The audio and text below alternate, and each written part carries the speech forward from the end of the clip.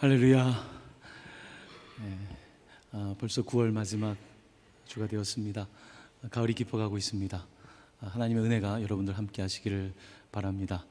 또 가을을 맞이해서 꽃 장식을 하니까 조금 더 좀 풍성하게 다가오는 것 같습니다. 또 추석 연휴도 멀지 않았는데요. 우리 옆에 있는 분들에게 축복하겠습니다. 가을이 아름답습니다 하고 서로 축복의 인사 나누겠습니다.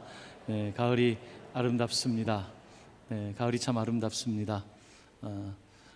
여름이 더워서 그런지 가을이 참 그 어느 때보다 좋은 것 같습니다. 오늘은 여러분들과 함께 소망에 관한 네 번째 말씀입니다. 바울의 삶에서 일어났던 여러 가지 어려움 가운데 그 인생 말미에 있었던 그 이야기를 계속해서 하고자 합니다.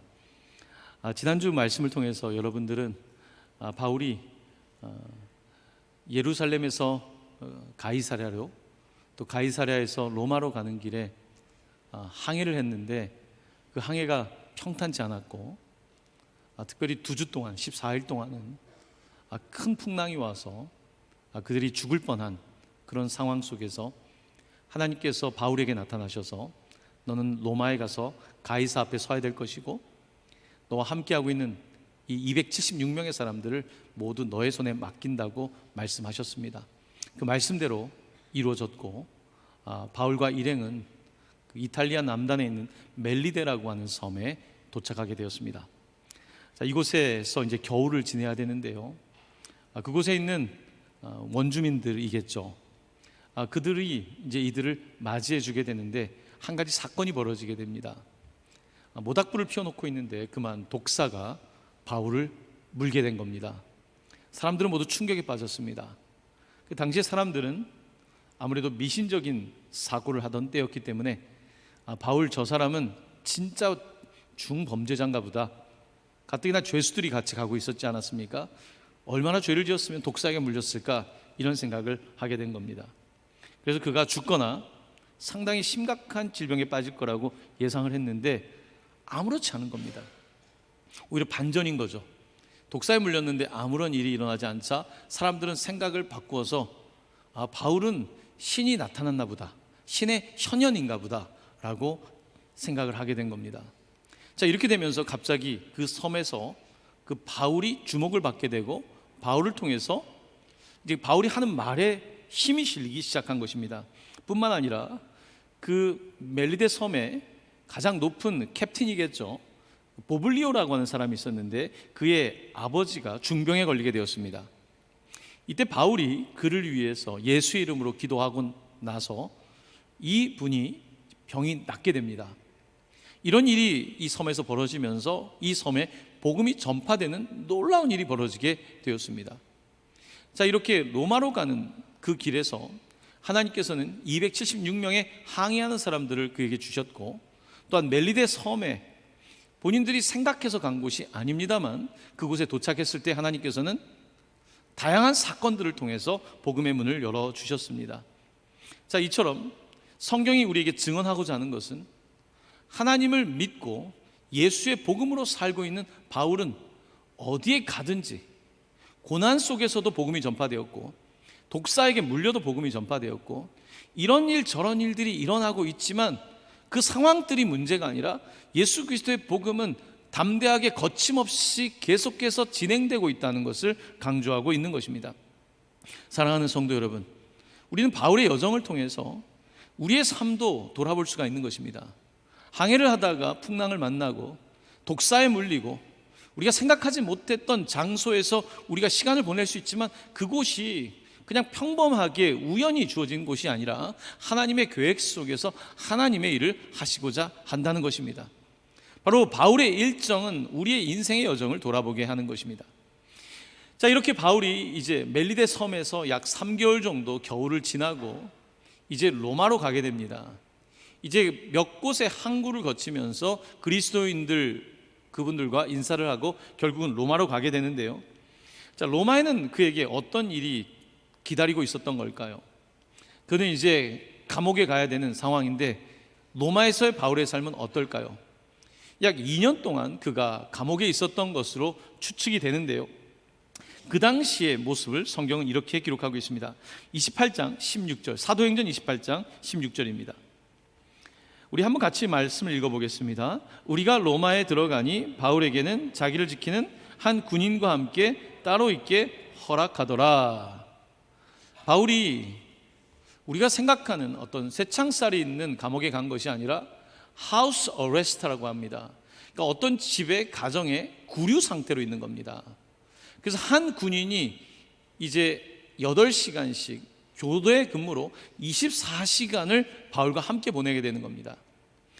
특별히 이제 바울에게 이제 쇠사슬을 채우면 이 군인이 한 1m 정도에서 같이 이제 연결되어 가지고 그를 지키게 되어 있던 것이 당시에 이 하우스 어레스트라고 하는 가정 구류의 특징이었습니다. 그러니까 바울은 그냥 감옥에서 독방에서 지낸 것이 아니라 가정에서 비교적 자유롭게, 물론 거동의 자유가 완전하진 않았지만 그는 그래도 비교적 자유롭게 복음을 전하고 일상생활을 할 수 있는 그와 같은 입장에 놓이게 된 것입니다. 이것은 굉장히 중요한 상황이 된 것입니다. 왜냐하면 이 상황을 통해서 놀라운 일이 벌어지는데요, 여러분, 이 군인들은 바울이 가이사에게 항소했기 때문에 가이사의 군인들이 바울을 지키고 있는 겁니다. 바울은 황제 시위대가 돌아가면서 8시간씩 근무를 하면서 매일 24시간씩 그를 보게 되어 있는데요, 그러니까 군인들이 순번을 돌면서 그를 만나는데 어떤 일이 벌어지게 되는 걸까요? 여러분, 두 사람이 함께하면 뭐 하겠습니까? 뭐 하겠습니까? 이야기를 나누겠죠. 이런저런 이야기 하겠죠. 자, 이런 엄청난 기회가 주어진 겁니다. 여러분, 누군가를 만나서 그 사람의 10분을 얻는 것도 어렵습니다. 그 사람과 1시간 이야기한다? 쉽지 않습니다. 그런데 이 군인들이 돌아가면서 바울을 보고 있는데 정말 대화할 수 있는, 친밀하게 대화할 수 있는, 그것도 남자들끼리, 이런 엄청난 특권이 주어지게 된 겁니다. 이것은 평범한 일이 아니라 하나님께서 로마의 구원을 위해서 이미 계획하신 일이었습니다. 자, 그래서 오늘 그 내용이 빌립보 교회에 보낸 편지에 담겨 있는데, 빌립보는 유럽의 첫 번째 교회입니다. 이 유럽의 첫 번째 교회에 보낸 편지에 1장 12절 13절에 이렇게 기록하고 있습니다. 형제들아, 내가 당한 일이, 내가 지금 감옥에 있는 일이 도리어 복음 전파의 진전이 된 줄을 너희가 알기를 원하노라. 이러므로 나의 매임이 그리스도 안에서 모든 시위대 안과 그 밖의 모든 사람에게 나타났으니, 바울은 감옥 안에 있는 것이 아니라 그리스도 안에 있다라고 표현하고 있습니다. 나는 그리스도 안에 있고 나는 지금 매여 있지만 이 모든 것들이 그 시위대 안, 모든 시위대 안, 황제를 지키는 그 시위대 안에게 이제 알려지기 시작했다. 그뿐만 아니라 그들을 통해서 또한 그 밖의 사람들에게 나타나게 되었다고 말하며, 오히려 나의 이와 같은 상황이 복음의 진전을, 프로그레스를 가져오고 있다라고 그는 말하고 있는 것입니다. 참 놀라운 일 아닙니까?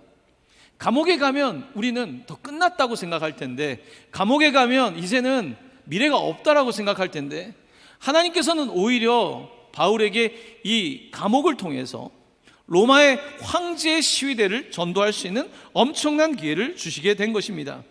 바로 이것이 하나님께서 말씀하고 있는 구원의 역사입니다. 자, 그리고 오늘 1장 14절은 계속해서 이렇게 말하고 있습니다. 같이 말씀을 봉독합니다. 형제 중 다수가 나의 매임으로 말미암아 주 안에서 신뢰함으로 겁없이 하나님의 말씀을 더욱 담대히 전하게 되었느니라. 아멘. 뿐만 아니라 이제 바울, 그 사도가 이런 엄청난 고난을 겪게 되니까 교회가 분발하는 것입니다. 그동안 그냥 신앙생활 했던 사람들이 바울의 이 이야기를 듣게 되면서 더욱더 신뢰하고 겁없이 하나님의 말씀을 담대하게 전하게 되었다고 말씀하고 있습니다. 자, 오늘 이 바울의 로마의 감옥에서의 사건은 세상의 권력이, 세상의 어떤 파워가 어떤 개인을 감옥에 가둘 수는 있습니다. 바울을 감옥에 가둘 수 있습니다. 하지만 그 어떤 권력도 하나님의 복음을, 그 메시지를 가둘 수 없다는 것입니다. 그를 쇠사슬에 묶을 수 있지만 그의 입을 막을 수는 없는 것입니다. 이 진리에 대한 이 선포를 막을 수 없다는 것이 바로 오늘 복음이 전하고자 하는 내용인 것입니다. 그 번역본 가운데 우리가 읽기 쉽게 의역을 한 유진 피터슨의 메시지 성경에서는 이렇게 표현하고 있습니다. They can't imprison the message. 그들은 메시지를 imprison, 감옥에 가둘 수 없다. 아주 짧지만 빌립보서에서 말씀하고 있는 내용을 아주 명확하게 표현하고 있는 것입니다.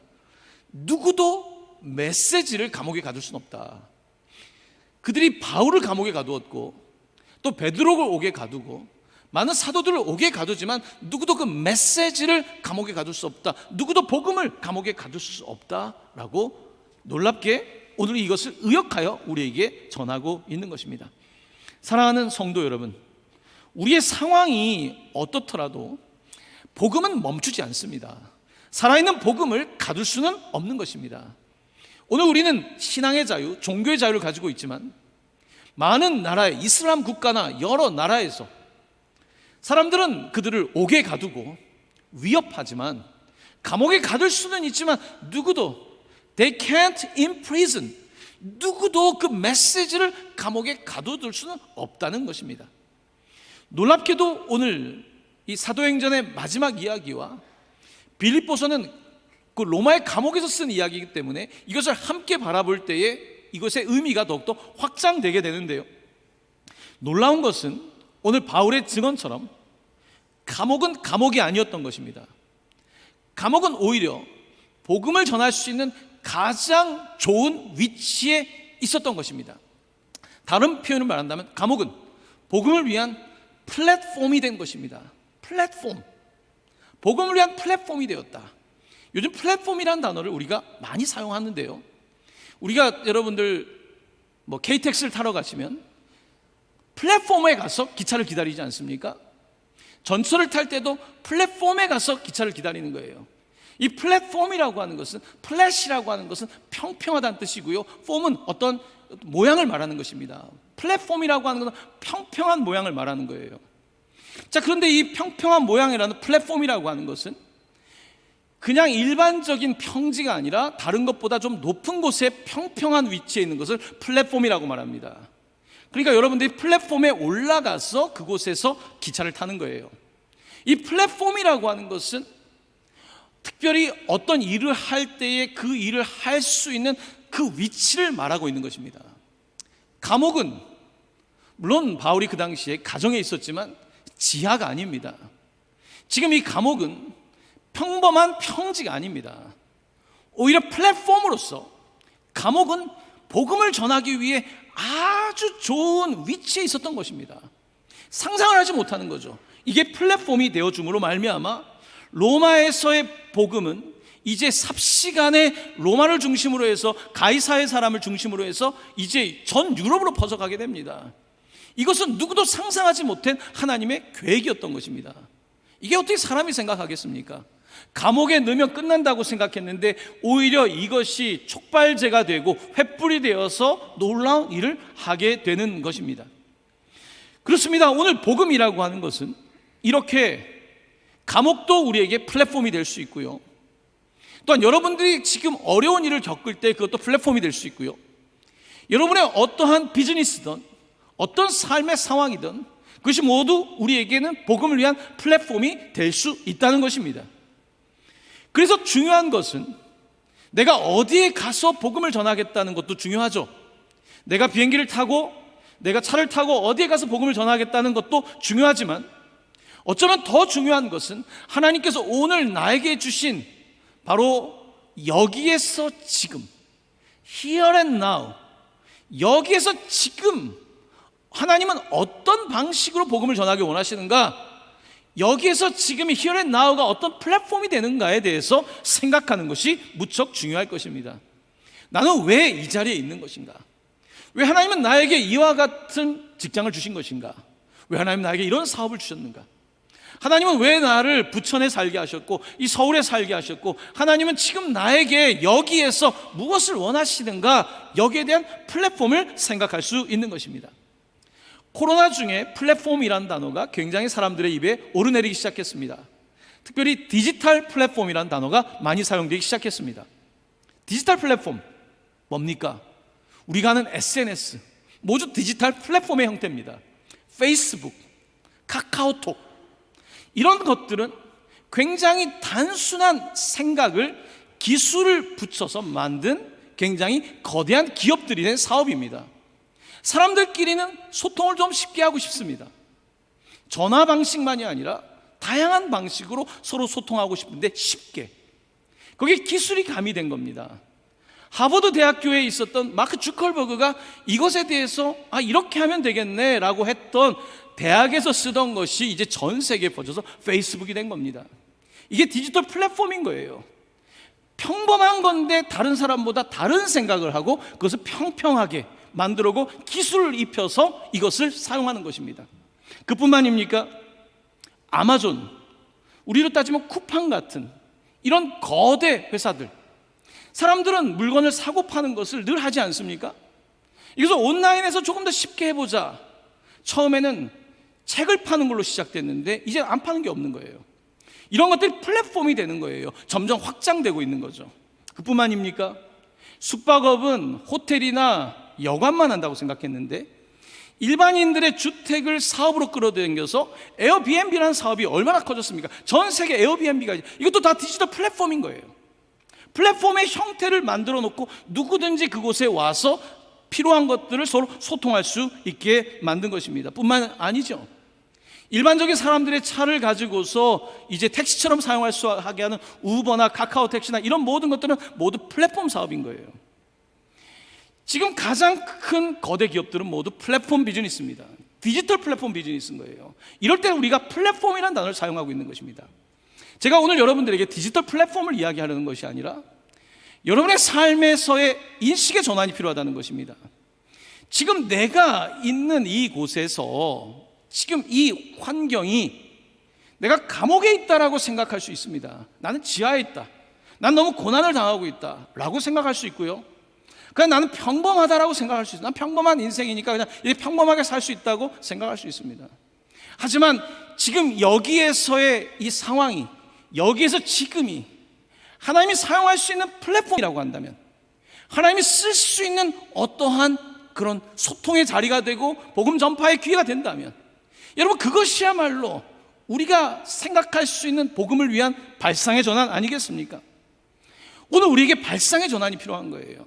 사실 지금 거대 기업들이 된 그곳들을 면밀히 들어가 보면요, 생각은 특별하지 않습니다. 너무 평범한 일상의 문제를 다룬 거예요. 어떻게 하면 쉽게 좀 차를 탈 것인가, 어떻게 하면 조금 더 숙박을, 여러분 다르지 않습니까? 호텔은 2명밖에 못 들어가잖아요. 한 식구가 모두 10명이 들어갈 수 있는 플랫폼은 없을까? 이런 생각을 해보는 겁니다. 바로 이런 방식으로 생각을 바꾸는 거예요. 우리가 일본에 이제 딜라이트 하우스를 세웠지만요, 일본에 가도 마찬가지거든요. 일본의 호텔에 가보면요, 얼마나 좁은지 모릅니다.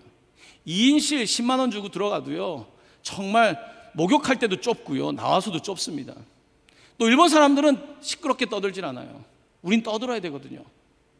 여러분, 딜라이트 하우스는 20명이 묵을 수 있어요. 한 집 통째예요. 거기서 1층은 지금 카페를 리모델링 하고 있어요. 그곳에 카페가 될까 말까? 하지만 일본은 늘 그것을 유지하는 데 있었다면 한국은 계속해서 변화의 변화를 하고 있지 않습니까? 플랫폼을 만들어 보는 거예요. 그렇게 하다 보면 어떤 일이 벌어집니까? 누군가가 와서 함께 교류를 하겠죠. 10월 달에 153 학생들이 이제 수학여행을 가거든요. 그 중에 일본 교회 성도님 중에 요리사가 있거든요. 와서 아침 식사를 준비해 준다는 거예요.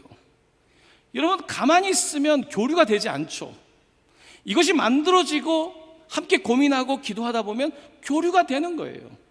그곳에 있는, 일본에 있는 기독교 학교를 방문할 수 있도록 프로그램을 준비하고 있어요. 근데 일본 분들은 워낙 막 1년 전부터 이야기해야 되기 때문에 뭐 늦게 이야기하니까 좀 복잡하긴 합니다만, 플랫폼을 하나 만들면 그 플랫폼을 통해서 이런저런 교류가 일어나는 거예요. 선교란 그런 것입니다. 그런데 놀랍게도 하나님께서는 바울을 이 로마의 감옥에 넣으신 거예요. 이건 엄청난 플랫폼을 준 거예요. 이것은 가이사의 사람들, 가이사 황제의 사람들이 드나들 수 있도록 만날 수 있는 기회를 준 거예요. 여러분, 누가 로마의 군인이 나랑 이야기를 합니까? 사실 감옥에 가서 성공한 사람들 이야기를 들어보면요, 감옥에서 아주 거부를 만나는 사람들이 있어요. 물론 나쁜 쪽으로 발전할 수 있지만요, 그런 거예요. 오늘 그런 일이 이곳에서 벌어지기 시작하면서 놀라운 일이 생기고 있는 것 아닙니까? 우리 교회 협동조합을 만들어 놓고 이제 저쪽에 오이 카페, 이제 공유교회가 하고 있는 곳에 카페를 만들었죠. 그리고 이쪽에 이제 쇼메르 카페가 생겨서 두 개의 카페가 생기지 않았습니까?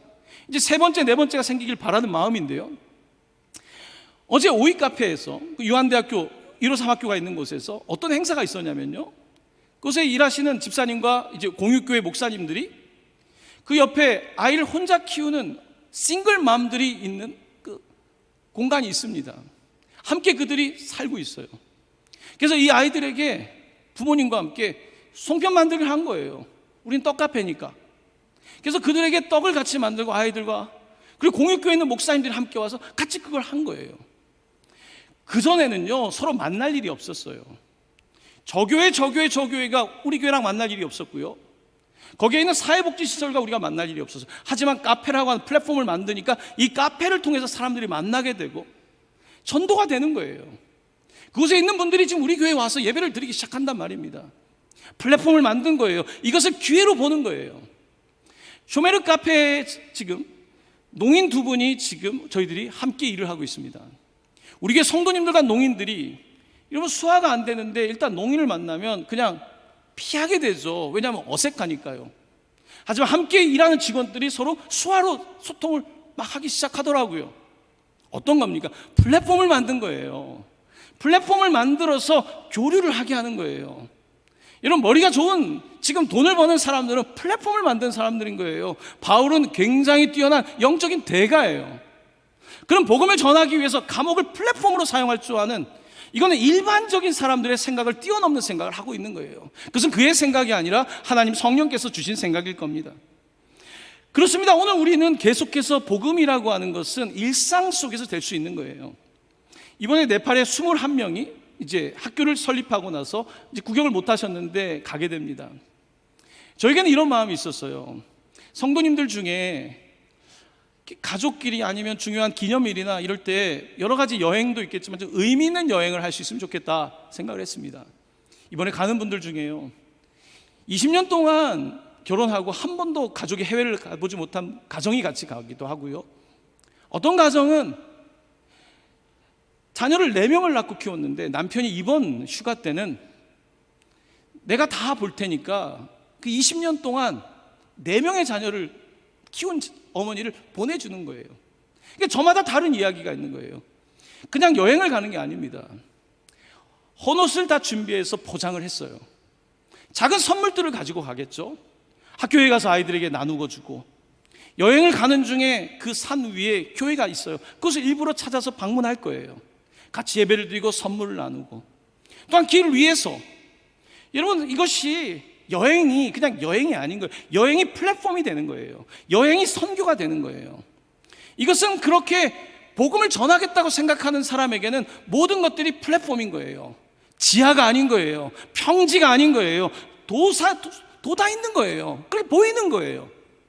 바로 하나님께서는 우리에게 다양한 방식으로 복음을 전하게 하시는데, 바울은 그 복음의 문을 열었을 뿐만 아니라 복음의 형식, 복음의 유통 방식, 복음으로 어떻게 해야 될지까지 사실은 그가 이미 우리에게 다 보여주고 있는 것 아니겠습니까? 그렇습니다. 우리가 오늘 복음을 전한다는 것은 적어도 저에게는 섬을 연결하는 게 저는 선교라고 생각해요.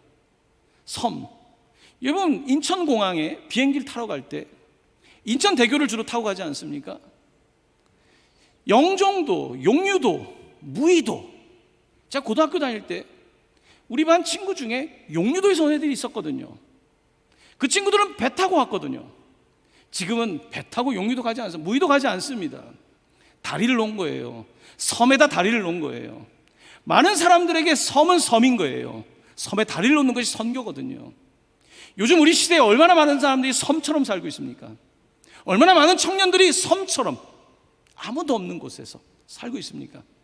세상에 얼마나 많은 사람들이 섬과 같은 삶을 살고 있습니까?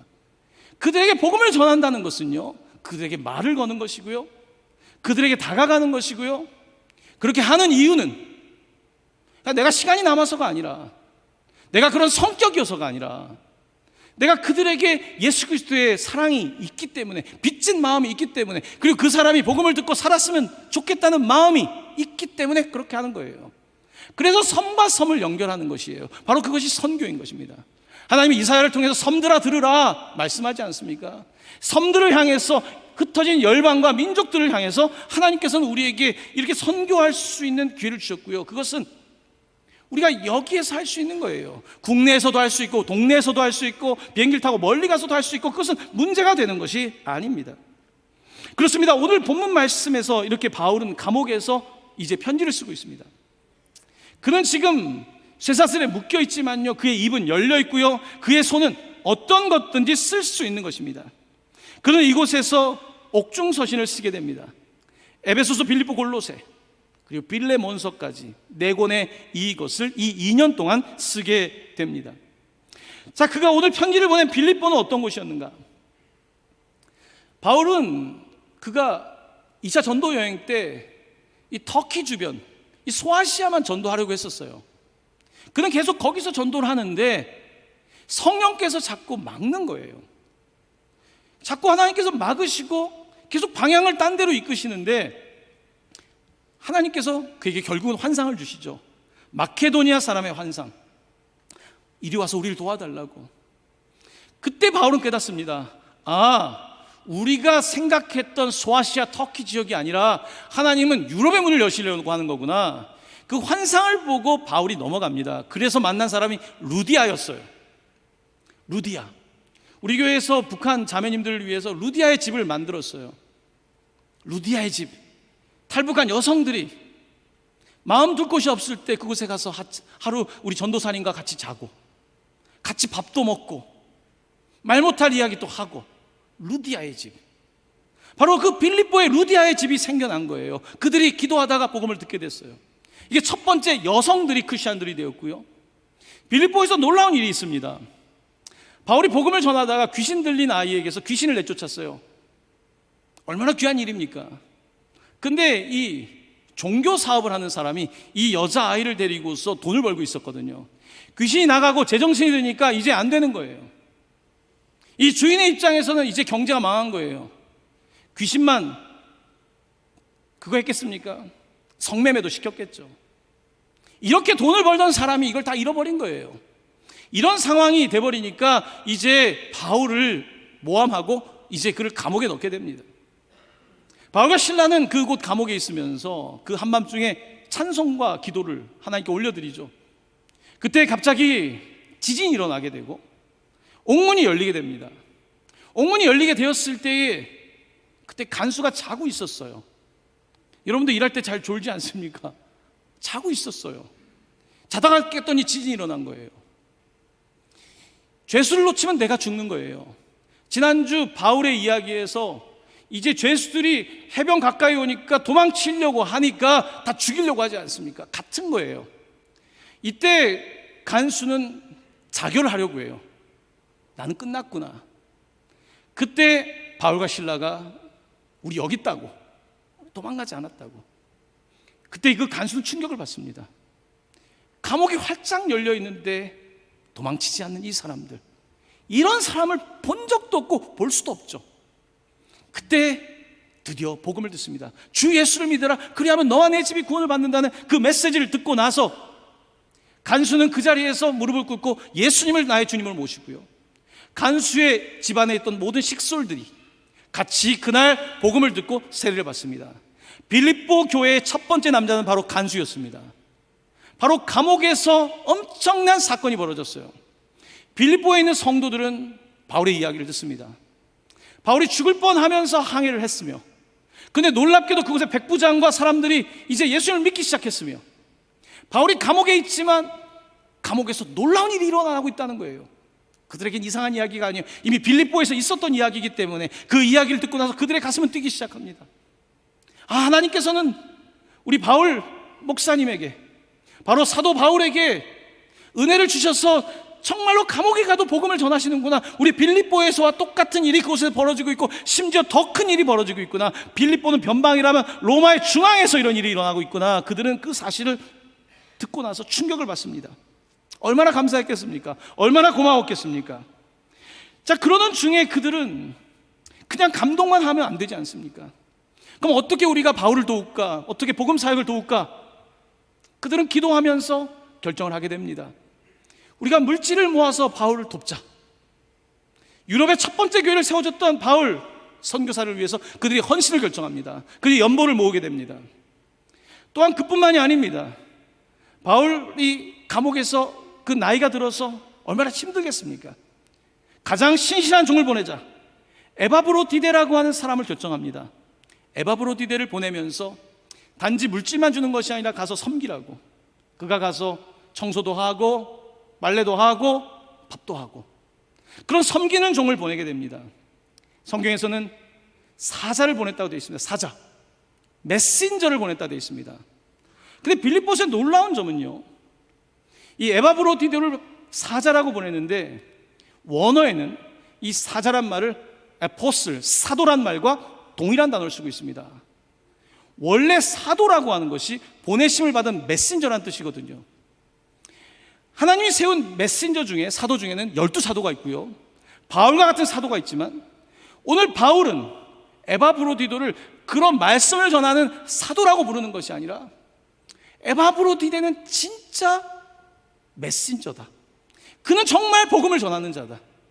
와서 돕습니다. 에바브로디데는 그곳에 와서 몸에 질병이 생겼어요. 아프면서도 섬기고 또 섬기는 모습을 그가 보여주게 됩니다. 바로 그것을 보면서 바울은 너무 큰 감동을 받아요. 에바브로디데를 위해서 기도해요. 와서 질병에 걸린 그를 살려달라고 기도하고 에바브로디데가 회복되기 시작합니다. 바로 그는 바울만 선교사가 아닙니다. 바울은 큰 선교사고요, 선교사를 돕는 또 다른 선교사 에바브로디도죠. 바로 그도 사도 같은 역할을 감당했던 것입니다. 여러분, 선교사라고 하는 말, 미셔너리라고 하는 말은요, 미셔너리라고 하는 말은 미사일과 같은 어원입니다. 미사일을 보내는 거예요. 미셔너리를 보낸다는 것은 미사일을 쏘는 거예요. 어떤 미사일일까요? 복음의 미사일을 쏘는 거죠. 바울이 복음의 미사일을 가지고 도시 곳곳마다 교회를 세우지 않습니까? 로마에 있는데, 근데 바울이 혼자 못하는 거예요. 그의 일상을 좀 도와줘야 되고요, 그가 혼자 할 수 없는 그 많은 것들을 도와줄 에바브로디도가 이제 미셔너리로서 와서 이제 그를 돕고 있는 것입니다. 여러분, 이것이 복음의 사역입니다. 여러분, 복음의 핵심은 여기 있습니다. 흔히 우리는 교회에서 사역을 할 때 내가 하고 싶은 걸 합니다. 사역은 내가 하고 싶은 걸 하는 게 아닙니다. 사역은 시키는 것을 하는 것입니다. 사역자의 태도는 저는 여기에 은사가 있어 이것을 하겠습니다. 그건 진정한 사역자가 아닙니다. 진정한 사역자는 시키는 것을 하는 사람입니다. 저는 이쪽에 관심이 있습니다. 저는 이런 취미가 있습니다. 이것은 나의 관심이고요, 하나님은 나를 어떻게 사용하실까에 대해서 내가 결정하는 것이 하나님이 결정하는 것입니다. 때때로 요즘 좀 오래됐죠, 흔히 말하는 은사 테스트라는 것이 한국에도 유행했죠. 미국에도 그렇고요. 은사 테스트에 맹점이 있었습니다.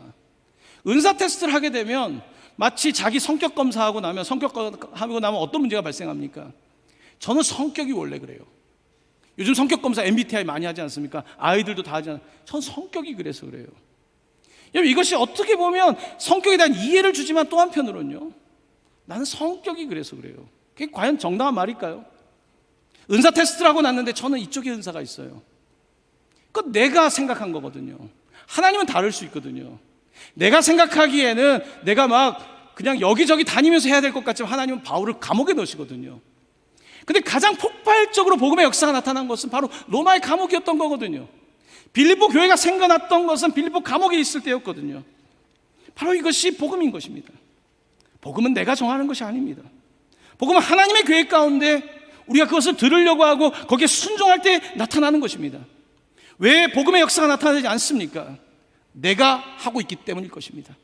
하나님이 하실 수 있도록 한다면 복음은 우리가 생각하는 1 더하기 1은 2가 되고 2 더하기 2는 4가 되는 그런 문제가 아닙니다. 여러분, 하나님의 선교는 그런 문제가 아니에요. 우리가 상상을 초월한 하나님의 방법으로 복음이 될 때는, 증거될 때는요, 이게 어떻게 이루어지는지 모르는 거예요. 자고 일어났는데 어떻게 이루어지는지 모르는 거예요. 왜 사과나무에 이렇게 많은 열매가 맺혔는지 모르는 거예요. 거기엔 무엇이 있습니까? 거기에는 복음의 확신과 헌신이 있는 거예요. 하나님의 말씀을 믿고 헌신할 때에, 바울이 헌신할 때에, 빌립보 교회가 헌신하게 될 때에 이와 같은 놀라운 일이 일어나게 되는 것입니다. 빌립보는 정말 기쁨의 교회였습니다. 빌립보 교회는요, 바울이 너무 고마웠어요. 빌립보는요, 알렉산더 대왕의 아버지 빌립에 태어난 곳이거든요. 알렉산더 대왕 아시죠? 그 아버지가 있던 그 전통적으로 굉장히 사람들이 이 정치가 강했던 곳, 어떤 나름대로 중심이라고 생각했던 그곳에 빌립보에 복음이 들어가기 시작하면서 그들은 변화되기 시작한 거거든요. 그렇습니다. 오늘 바울은 빌립보의 교회를 보내면서 그 에바브로디네를 보내고 또한 연보를 돕고 이 선교에 참여하는 것이 너무 고마웠어요. 야, 빌립보 교회가 이렇게 성숙해졌구나. 그는 이렇게 고백합니다. 빌립보서 1장 6절 7절 말씀입니다. 같이 말씀을 봉독합니다. 너희 안에서 착한 일을 시작하신 이가 그리스도 예수의 날까지 이루실 줄을 우리는 확신하노라. 내가 너희 무리를 위하여 이와 같이 생각하는 것이 마땅하니 이는 너희가 내 마음에 있음이며 나의 매임과 복음을 변명함과 확정함에 너희가 다 나와 함께 은혜에 참여한 자가 됨이라. 아멘. 바울은 너무 기뻐서요, 그 교회 편지를 보내면서 여러분들이 이제 참여할 줄 알게 됐다는 거예요. 내가 하고 싶은 일을 참여하는 것이 아니라 하나님이 하시고자 하는 일에 참여하는 사람이 되었다고 말합니다. 빌립보서는요, 사도 바울의 편지 중에서 13개 편지 중에서 가장 밝고 기쁨이 넘치는 책입니다. 어떻게 감옥에서 썼는데 어떠한 책보다 더 기쁨이 넘쳐요. 빌립보서 1장 18절입니다. 그러면 무엇이냐? 거칠애로 하나 참으로 하나 무슨 방도로 하든지 전파되는 것은 그리스도니 이로써 나는 기뻐하고 또한 기뻐하리라. 바울 때문에 의견이 분분합니다. 바울이 잘못해서 감옥에 갇혔다는 기독교인은 없겠습니까? 바울의 지지자도 있지만 바울에 반대하는 사람도 있을 거고요. 별 사람 다 있지 않겠습니까? 바울은 이렇게 말합니다. 정말로 주님의 복음 때문에, 나 때문에, 복음을 전하는 사람 때문에도 복음이 전파되는 것이고요, 나를 싫어하고 그래서 나를 비방하는 사람, 노이즈 마케팅이죠. 반대의 노이즈를 떠드는 사람도 예수님을 어쨌든 이야기하니까 나는 이렇던 저렇던 예수님이 전파되는 것 때문에 기쁘고 또 기쁩니다. 바울은 상당히 수준 높은 이야기를 합니다. 사람은요, 자기 싫어하는 사람 싫어합니다. 그건 100%예요. 사람은 느낌부터 알아요. 바울은 그런데 그렇게 얘기하지 않습니다. 나를 심지어 싫어하는 사람이 있더라도 그들이 복음을 전한다면 나는 기쁘다는 거예요. 교회 안에서 정치적 의견이 다르면요, 서로 안 보거든요. 요즘 정치가 시끄럽지 않습니까? 교회는 그러면 안 되거든요. 다르게 생각해도, 서로 달라도 예수님 믿는 거니까. 생각은 내가 바꿀 수 없지만 하나님이 각자의 생각에 역사하셔서 바꾸는 거 아닙니까? 바울은 굉장히 큰 사람이에요, 여러분. 바울은 그냥 우리끼리 같은 신념을 갖고 있는 사람들을 크리스천으로 모으는 게 아니에요. 보수끼리 크리스천 하는 것도 아니고 진보끼리 크리스천 하는 것도 아니고요. 그는 넓은 거예요. 주님이 넓은데 왜 교회가 자꾸 지역을 정하고 이념을 정하고, 그건 굉장히 어리석은 것입니다. 바울은 계속해서 말합니다. 여러분들 나에게 큰 기쁨인데, 빌립보서 4장 1절입니다. 함께 봉독합니다. 그러므로 나의 사랑하고 사모하는 형제들, 나의 기쁨이요 면류가 아닌 사랑하는 자들아, 이와 같이 주 안에 서라. 아멘. 나의 기쁨 면류관, 나는 감옥에 있지만 늘 주님 안에. 빌립보서에 가장 많이 등장한 단어가 주님 안에, 그리스도 안에. 여러분도 주님 안에 서십시오. 빌립보 교회와 바울은 이렇게 표현하면 맞을 것 같습니다. 깊은 코이노니아의 관계에 있습니다. 피상적으로 그냥 같이 가끔 만나가지고 인사하는 게 아니라 깊은 코이노니아. 깊은 코이노니아는 뭡니까? 진짜 어려울 때에 연보하고, 정말 어려울 때에 에바브로디네를 보내고, 서로 위해서 편지를 주고받고. 바울은 감격인 거예요. 깊은 코이노니아의 관계 가운데서 그들이 삶을 나누고 있는 것입니다. 참 놀랍습니다. 바울은 계속해서 말합니다. 빌립보서 4장 4절, 여러분 잘 아는 말씀입니다. 같이 봉독합니다. 주 안에서 항상 기뻐하라. 내가 다시 말하노니 기뻐하라. 아멘.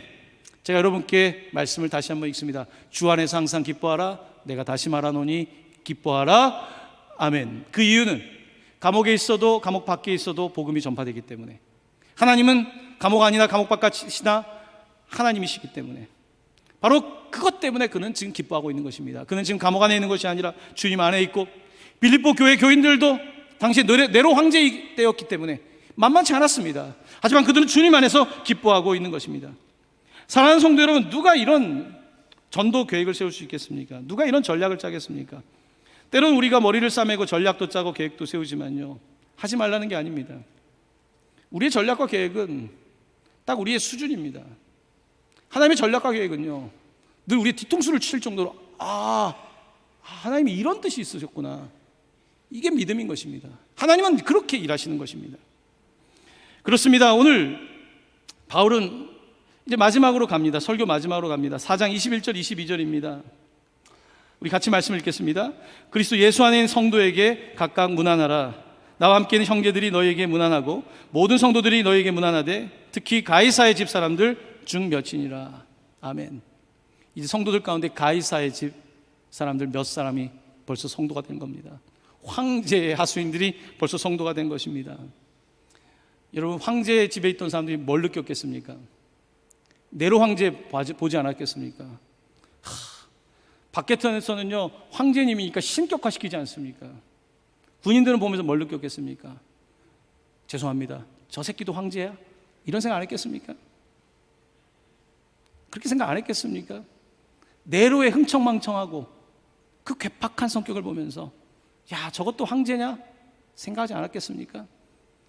그들도 그런데 배워가지고요, 흥청망청 살았을 거예요. 술 먹고 여자를 탐하고 군인들 네로 따라가지 않았겠습니까? 그런데 감옥에서 바울을 만납니다. 달라요. 설명할 수가 없어요. 왜 저 사람은 저렇게 기뻐할까? 왜 저 사람은 저렇게 소망이 있을까? 왜 저분은 우리에게 저렇게 대할까? 뭐 때문에? 그들이 그런 생각 들지 않았겠습니까? 전도가 그렇게 되는 거죠. 빌립보서 3장 20절입니다. 그러나 우리의 시민권은 하늘에 있는지라. 네로 황제가 더 통치를 강화시키는 그곳에서 성도들에게 말합니다. 시민권은 하늘에 있다라고 말하는 것입니다. 바울은 빌립보서를 쓰면서 어떤 주석가에 가면 흥미로운 게 있습니다. 바울은 굉장히 머리가 좋은 사람이죠. 근데 finally 끝으로라는 말을 썼는데, 썼다가 또 조금 지난 다음에 끝으로, 편지를 썼는데 끝으로 했다가 또 끝으로. 무슨 이야기입니까? 바울은 편지를 끝을 못 내는 거예요. 끝으로. 조금 더 글을 쓰다가 끝으로. 저는 그 주석을 읽으면서 얼마나 바울이 빌립보 교회를 사랑했는지, 끝으로. 여러분도 자녀들에게 한마디 해놓고서 또 얘야, 이 끝으로, finally 이 말을 그는 반복하고 있습니다. 빌립보서 4장 8절 9절입니다. 끝으로. 빌립보 형제들아, 무엇에든지 참되며 무엇에든지 경건하며 무엇에든지 오르며 무엇에든지 정결하며 무엇에든지 사랑받을 만하며 무엇에든지 칭찬받을 만하며 무슨 덕이 있든지 무슨 기림이 있든지 이것들을 생각하라. 같이 읽겠습니다. 너희는 내게 배우고 받고 듣고 본 바를 행하라. 그리하면 평강의 하나님이 너희와 함께 계시리라. 아멘. 바울은 끝으로 또 당부하고 싶어서 편지를 쓰고 있습니다. 말씀을 빌립보서 전체를 나름대로 지금 가스펠 프로젝트가 내용이 많다 보니까, 할 말이 많다 보니까 제가 설교가 길어져서 죄송합니다만 저도 끝으로 하고 싶은 말이 있습니다. 끝으로. 빌립보서의 가장 중요한, 다음에 더 기회가 있겠지만 가장 핵심 메시지, 케노시스라고 하는 자기를 비운 바로 예수 그리스도의 이야기, 나중에는 초대교회의 찬송이 된, 모든 교인들이 불렀던 찬송이 됐던 빌립보서 2장 6절에 11절입니다. 이 말씀을 함께 읽고 끝으로 말씀을 마치고자 합니다.